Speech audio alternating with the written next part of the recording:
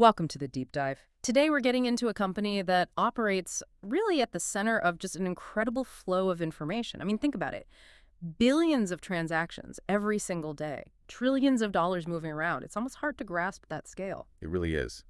And right there, trying to make sense of it all, is Cardlytics. They're transforming how banks, advertisers, and, well, how you interact with all this financial activity. Exactly. And for this deep dive, we've got some really interesting source material. There's an interview with the Cardlytics CEO, their latest financial results from May 2025, and also a really fascinating take from a microcap investor, Alejandro Yella, who calls himself the Hermit. Yeah. So our mission today is, to unpack how Cardlytics actually turns all that raw spending data into personalized offers.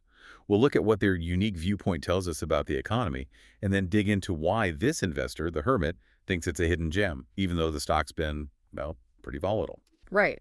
And understanding this stuff, it offers insights way beyond just investing. It touches on the future of advertising, consumer loyalty, and it gives us this kind of rare real-time window into economic trends. So, ready to dive in? Let's do it. Okay, let's start with the basics. The foundation of Cardlytics. How does it work? The CEO really emphasizes two things: first-party data and scale. And the scale is just immense. We're talking processing over 12 billion transactions annually. That gives them visibility into something like $5.8 trillion of annual consumer spend. Wow, $5.8 trillion. Yeah, it's huge. And that scale lets them build what they call a highly probabilistic, sometimes even deterministic view of consumer behavior. They're not just guessing based on demographics. They often know what was purchased. So it's moving from maybe inferring to actually knowing. Exactly. It's predictive marketing, but based on actual verified transactions at a massive scale. Think about predicting trends or, even just figuring out when a customer might be about to leave. It's powerful stuff. So how do they get access to this incredibly sensitive data? It comes down to their partnerships with banks, right? That's the core of it. They Wow. integrate directly with the banks. Yeah. It's a kind of quid pro quo. Cardlytics gets access to the transaction data feed. Right. And in return, they help the banks deliver value back to their cardholders, through those targeted offers you might see in your banking app. Like, hey, get 10% off at Best Buy when you use your card. That's Cardlytics making that connection. Got it. But handling that much transaction data, I mean, data rights and trust must be absolutely paramount. Oh, absolutely. And they're very clear. They cannot just sell the raw transaction data. That's not their model. Their data rights are focused entirely on creating products like those offers that benefit the cardholder directly. So it's a trust business. Fundamentally, they stress they take it incredibly seriously, and they always need bank approval for any new way they want to use the data. Yeah. It has to align with adding value for the customer. Okay, so they have this foundation built on trust and massive financial data. But the CEO mentioned an aha moment, something new they're piloting. Yes, it sounds like a really big deal. They believe they've cracked the code to connect both the financial transaction data and retail-level data sets. Wait, so not just knowing where you spent money, but what you bought. Potentially, yeah.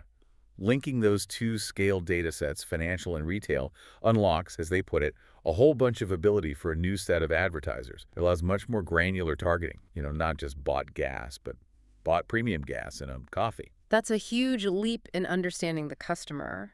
And these card-linked offers, the CLOs, they're pretty unique as an ad format, aren't they? They are, because the value is delivered instantly and automatically. No clipping coupons, no codes. It just happens. And it seems marketers are noticing, the CEO mentioned leading marketers, are actually creating specific budget lines just for CLOs now. Interesting. So it's becoming mainstream. Are there specific examples? Yeah, they mentioned things like multi-tier offers. So maybe an airline uses it to encourage upgrading to a higher fare class, or a gas station chain uses it to upsell you from regular to premium fuel. Makes sense. What about competition? It sounds like a valuable space. Oh, it's definitely a vibrant market, as the CEO put it. There are competitors. But Cardlytics argues their differentiation is having an end-to-end platform, and the most premium offer content from major advertisers. Apparently, even some banks with their own internal platforms still partner with Cardlytics to get access to that premium content. Okay, so that's the business model. Now, with access to $5.8 trillion in spending data, surely that gives them some incredible insights into the economy. You'd think so. Yeah. But it's tricky. The CEO mentioned they have limited rights to just publish broad economic reports based on this data. Why? Because seeing that much spend basically in real time. It can move markets. Exactly. It can be market moving. Yeah. But they did share a few interesting anecdotes looking at March, April, year-over-year data. Okay, what did they see? Well, overall, retail spend was up about 6%. Home improvement, also up 6%. Gas was interesting. Spending was down 11% year-over-year. Right, prices fell. But the number of trips to the pump was only down 3%. So people were still driving, still filling up, just paying less. It suggests consumer activity was, holding pretty steady there. That's a really nuanced insight you wouldn't get just from headline numbers. Anything else? Yeah, the delivery versus dining-in trend. Third-party food delivery saw a pretty significant jump, about 13% year-on-year. But in-restaurant dining actually saw a slight dip, down about 3%. Interesting shift. They also mentioned seeing maybe some tariff effects or front-running in that March-April period, maybe people buying ahead of expected price hikes. But the overall takeaway was that everyday retail spend was holding steady. So given they see all this, what would actually worry them about the economy? What are the warning signs they look for? The key thing, according to the CEO, would be seeing everyday spending. Think food, restaurant spending, those essentials right on the edge of discretionary. If that starts to go flat or actually trend downwards, that's when you know the consumer is really starting to feel the pinch. But they're not seeing that now. No, the reassurance was, we don't see that at this point, which is, somewhat comforting. It shows how this data can be a potential early warning system. Okay, so they have this powerful data engine, these economic insights. How does that translate to their own financial health? Let's look at the Q1 2025 results from May. Right. So revenue was $61.9 million, which was actually down 8% compared to the year before.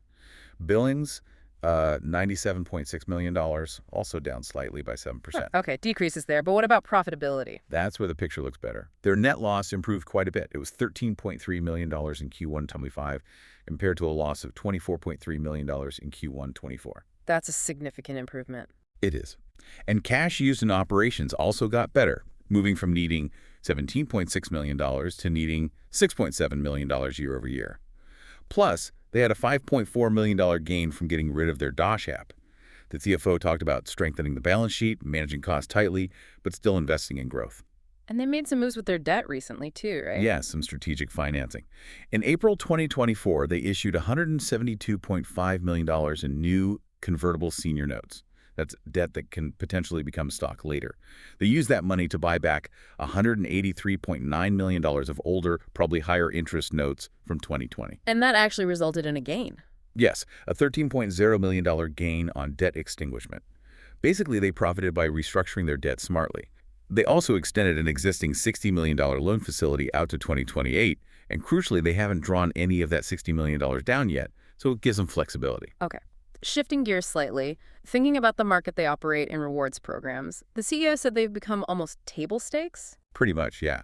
Meaning customers just expect them now. For a rewards program to really succeed, he said it needs a few core things. A clear, differentiated value proposition, what makes it special.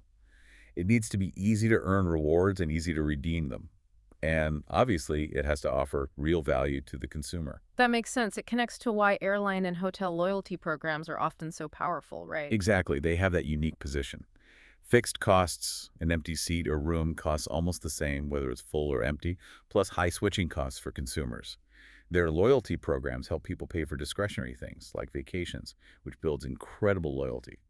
Sometimes those programs are valued more than the actual airline. And what about this trend of retail media networks? We hear a lot about those now. Yeah, it's the sort of new flavor in advertising.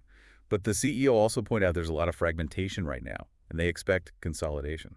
So what makes one successful? Two key things, he argued. First-party data at scale. Again, that direct customer data and ease of execution and activation, making it simple for advertisers to actually use the network. Cardlytics has their own network called Ripple, which they say reaches 130 million unique shoppers and integrates easily with the standard tools advertisers use, the DSPs. Okay, this brings us nicely to the investor's perspective. Alejandro Yella, the Hermit. Tell us about his approach. Right, so he's fascinating. He focuses on microcaps, really tiny companies, maybe $100 million market cap, sometimes even smaller, that he says no one is looking at. And his strategy isn't just long-term buy and hold. Well, he has a long-term goal finding companies that could go 10x in 10 years. But his style, especially with microcaps, is finding one or two specific catalysts. things that could cause a fast re-rating of the stock price, sometimes, very quickly. He separates companies into infinite scalers, like a casino chain that can keep growing, and limited scalers, like maybe a small business service that eventually gets squeezed by bigger players, bundling things. And how does he research these tiny, under-the-radar companies? It sounds incredibly deep. After some initial quantitative screening, he uses what he calls the scuttlebutt method. Scuttlebutt. Yeah, basically talking to everyone. Clients, suppliers, former employees, other investors. He tried to build this really complete 360-degree picture before he even talks to the company's management. Wow, that's putting in the work. Did he share any mistakes he's learned from? He did. 3 key ones. First, don't blindly trust a huge total addressable market, or TAM. He says it only really matters if the company is already a leader. Otherwise, a big market doesn't mean your tiny company will capture it. Okay, that makes sense. Second, be wary of some of the parts valuations, especially things like real estate liquidations. When you factor in ongoing costs and maybe having to sell assets in a hurry or by fire sale, the actual realized value can be way lower, sometimes closer to 0. Right, reality bites. What was the third one? This one's interesting.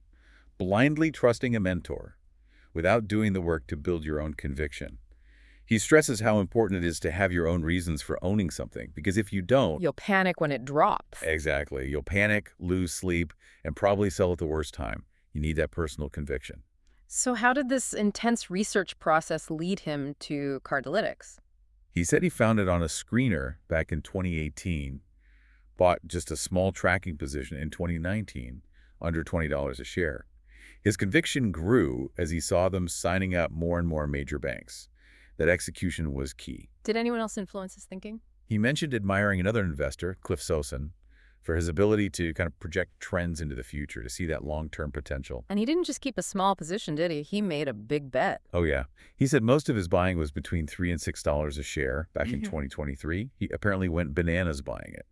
It became 40% of his personal portfolio at one point, and 10% for the money he manages for others. Wow, 40%. That's huge concentration. How did that play out? It's been a roller coaster, like you said. It was the main driver of his triple-digit returns in 2023, but then it was also the main reason for his poor performance in 2024, dragging his overall returns down by maybe 15, 17%. That takes some serious nerve to hold through that kind of swing. So what's his core thesis? Why stick with it? He breaks it down into stages, right? Yes, 3 stages. Stage 1, he says, is basically done. That was convincing the big banks to sign up, getting partners like Amex, JP Morgan, BofA, Wells Fargo, US Bank. That major hurdle is cleared. Okay, stage 1. Build the network. What's stage 2? Stage 2 is automation. Making the offer targeting more standardized, a sort of white label product for the banks, reducing the manual effort involved, making it more scalable internally. And stage 3, that's where the big money is. That's the argument. Stage 3 is self-service. This is where you enable smaller, local businesses, his example was Tony's Pizzeria from downstairs, to log in and create their own targeted offers directly through the platform. Ah, opening it up to the long tail of advertisers. Exactly. He used an example from Cliff Sosin. Imagine a ski resort setting up a permanent campaign that automatically offers a 30% discount on a day pass whenever it rains. Highly targeted, automated, self-managed. That's clever. And he connects this to the wider ad market. He points out that something like 80% of Meta's ad revenue comes from these smaller advertisers. If Cardlytics can tap into that market effectively through self-service, he calls it infinite sense, the potential is just enormous. Okay, massive potential. But what about the risks? Did he address those, the regulatory environment, for instance? He did. He acknowledged that the Cardlytics model probably wouldn't work in the EU because of GDPR data restrictions. Yeah. But he thinks the US is very, very unlikely to adopt similar rules, partly because of lobbying. He made the point that if Cardlytics makes $1, the bank partner also makes $1. And that's powerful incentive for banks to protect the model. And the stock's volatility, going from $3 to $22 and back. How does he manage that? Since he views it as an infinite scaler, he says he doesn't really actively trade it in his personal account unless the position size gets totally out of whack, like hitting 50% of his portfolio. He does see a potential pit stop around $23 or $24 a share, where some convertible debt could trigger dilution. Okay. So he might trim a little bit there. But beyond that, he doesn't see a fundamental ceiling on the price long term. How does this fit into his overall portfolio construction? He doesn't put 40% into everything, presumably. No, definitely not. His general rule is, if he's not willing to put at least 5% of his capital into an idea, it's probably not worth pursuing. Positions are typically 5–10%, maybe 15% if there's a really strong short-term catalyst he sees. So that leads to a portfolio of maybe 10 to 20 companies total. So quite concentrated. Very. He cuts losses quickly, but also trims winners to fund new ideas. He contrasts this with managers who end up building quasi-indexes with hundreds or thousands of stocks. He believes his approach concentration plus catalysts plus patience is what leads to those potential multi-X returns, citing examples like Expel or even Carvana, where holding through tough times paid off massively. Wow, what a journey we've taken today, really digging into Cardlytics. We started with their core business, this unique model built on first-party data at incredible scale. Right, powering those personalized offers right inside your bank app, and now exploring this potentially game-changing connection between financial and retail data. Then we looked at the economic pulse they can take from all that spending data, even with the limitations on publishing it. And we touched on their financials, showing that path they're navigating towards better profitability. And finally, getting inside the head of the Hermit, Alejandro Yella. Seeing Cardlytics through his lens as this infinite scaler, with huge potential still locked up in automation and especially self-service for smaller businesses, despite all that gut-wrenching volatility. It really underscores that sometimes the biggest value isn't immediately obvious. It might be hidden deep within the data itself. Which leads us to a final thought, something for you to chew on. We tend to focus on what companies sell the products, the services. But maybe the real enduring value increasingly lies in the data they control and how cleverly they can unlock its insights. Yeah, think about it. How might our own data, seemingly small pieces of information on their own, hold collective insights that could reshape industries we haven't even thought about yet? Something to consider.